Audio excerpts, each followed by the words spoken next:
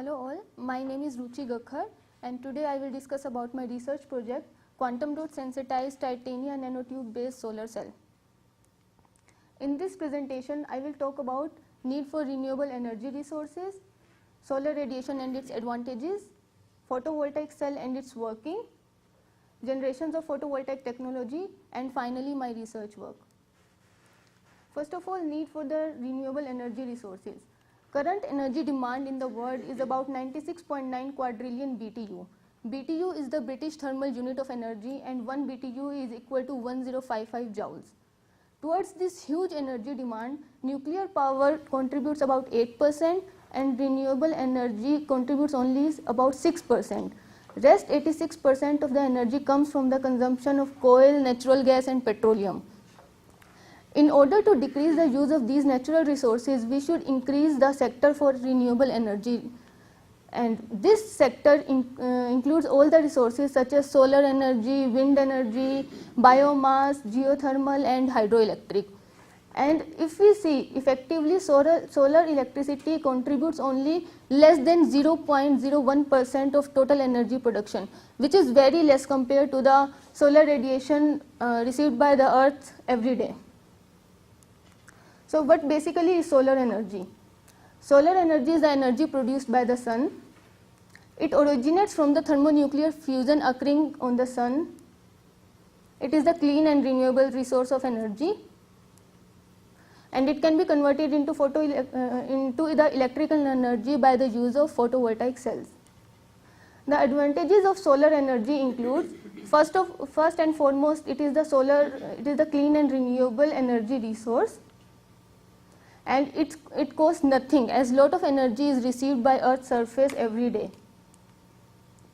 And solar cell can be considered as quiet collectors as the maintenance cost is very less once we brought them up to their maximum efficiency. So after initial investment, all the electricity produced is practically free.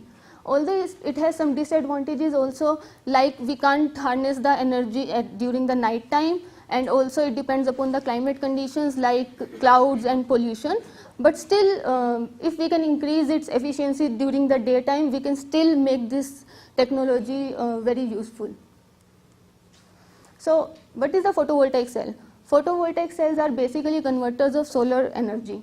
They take light energy as their input and they give electrical energy as the output. So how does these solar cells work? Solar cells or photovoltaic cells are made up of two semiconductor layers. They are known as anode and cathode. When a photon or a light particle hits the anode, it knocks out an electron and that electron enters the electrical circuit. Only those photons whose energy is greater than or equal to the band gap of material can knock out the electron. And the solar panel then directs the electron to flow from anode to cathode and thus the electrical current is generated. So for practical purposes, these cells are converted into the photovoltaic arrays, and this is how an array is constructed. First, the photovoltaic cells are electrically connected and mounted onto a framework known as photovoltaic modules, and a collection of such modules are known as photovoltaic arrays. And this is an example of a solar park. This is located in Germany and you can see how vast it is. These are all the arrays. So a lot of research has been done on this field since many years, and the advances in this technology can be summarized in 4 generations. First generation was silicon technology. In this technology, 2 types of silicon materials were studied. One was crystalline silicon and the other was amorphous silicon. Second generation was thin film technology. Third generation was the use of compound semiconductors. The examples are dye-sensitized solar cell and organic solar cells. And the fourth generation was the use of nanomaterials such as carbon nanotubes and quantum dots. I will give you a brief overview of all these generations. So the first generation was silicon technology. Silicon was always the first choice for solar cells because of the good knowledge of silicon processing in the microelectronics industry. The most common form of silicon used and studies was crystalline silicon. It can be monocrystalline or polycrystalline silicon. Its efficiency was pretty good. It's about 24%, which we get in laboratory, but in commercial use we get about 12 to 14%, but still it is good.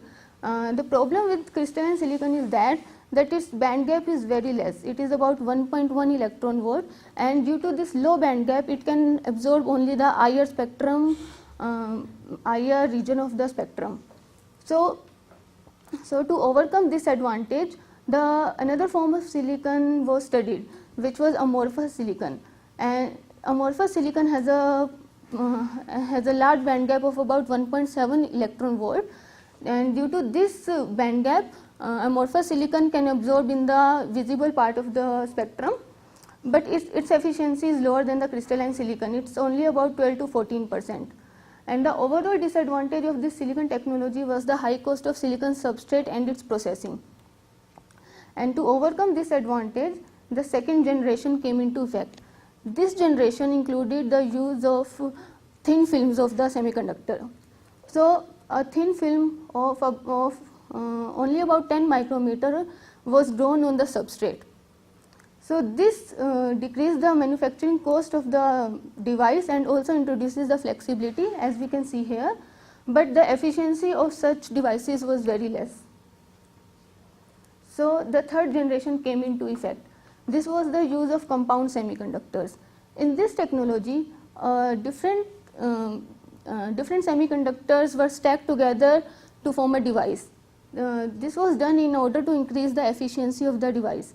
Since each semiconductor has different band gap, so they can absorb different spectrum, different region of the spectrums. So by stacking them together, we hope to increase the efficiency of the device, and this is what we get. The efficiency reported is about 39 to 40% for compound semiconductors. And the examples for such devices are dye-sensitized solar cells and organic solar cells. So after these three generations comes our current and fourth generation, which includes the use of nanomaterials. Some nanomaterials like carbon nanotubes and quantum dots were studied, and today I will discuss about the quantum dots. Quantum dots, the term quantum dot was coined by Mark Reed. Quantum dots are basically semiconductor nanoparticles with their size very less than the Bohr exciton radius of the semiconductor. At this small size, excitons are confined in all the 3 dimensions. So basically they are confined in the 3D form.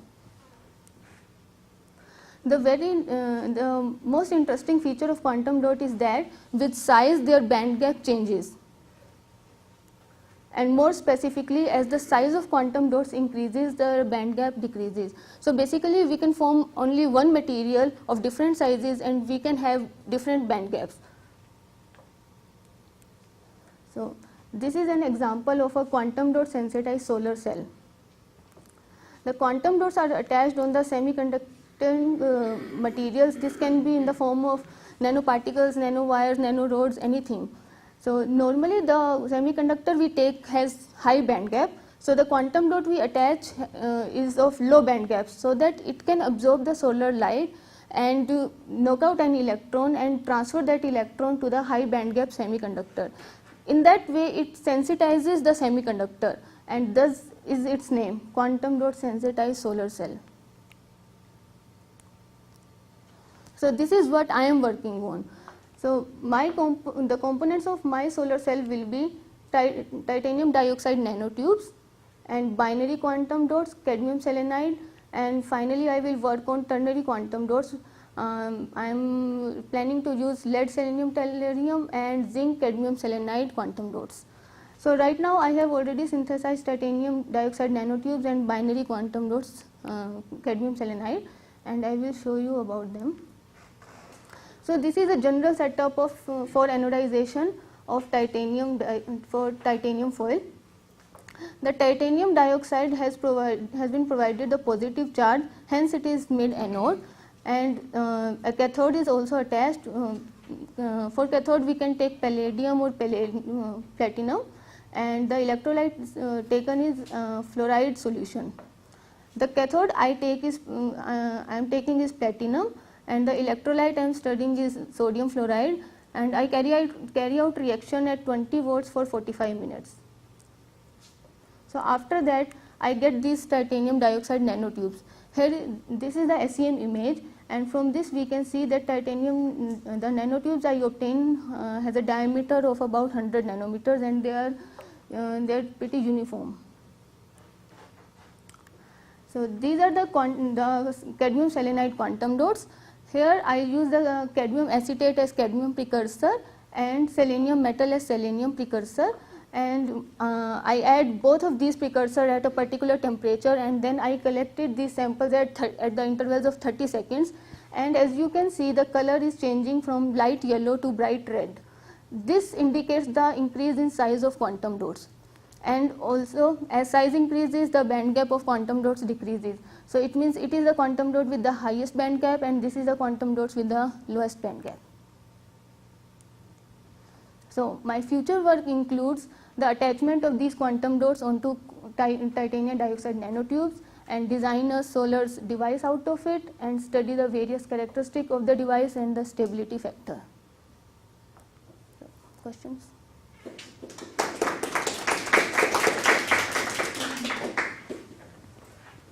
Do you know which generation solar you've already commercialized?